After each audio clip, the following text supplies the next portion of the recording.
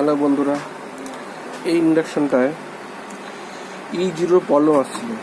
তো আমি অনেক চেষ্টা করেছি, এখানে র্যাশ পড়ে গেছিলো ভেতর দিকে। আপনারা তো এখনও দেখতে পাবেন ভেতরে একটু কালো কালো হয়ে আছে। তো এইখানটা র্যাশ পড়ে গেছে, এটা পরিষ্কার করেও রেখেছি, পিসেরটা চেঞ্জ করে রেখেছি,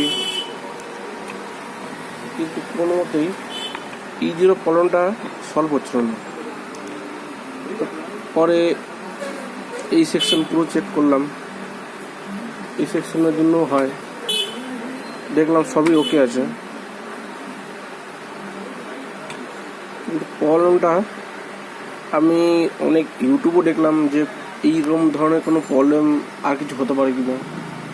অনেকে অনেক ধরনের প্রবলেম বললো, কিন্তু যেই প্রবলেমটা আমি দেখতে পেলাম সেই প্রবলেমটা কেউ বললো না।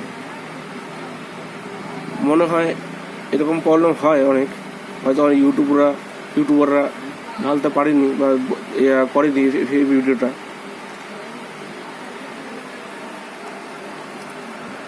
আমি একটা প্রবলেম পেলাম, প্রবলেমটা কোথা থেকে ছিল আপনাদের দেখাই।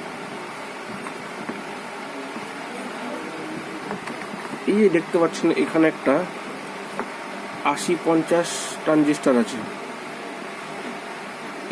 এইটা খারাপের জন্য একটা E0 প্রবলেম আসছে।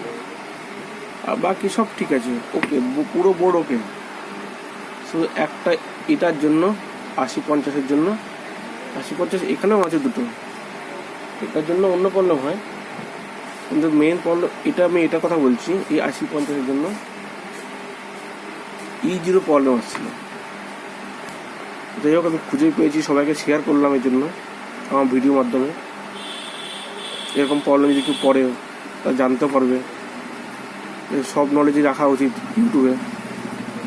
এই কারণে আমিও এটা ভাবলাম যে এটা যখন নেই তাহলে আমিও এটা ঢালি ভিডিওটা। ওকে বন্ধুরা।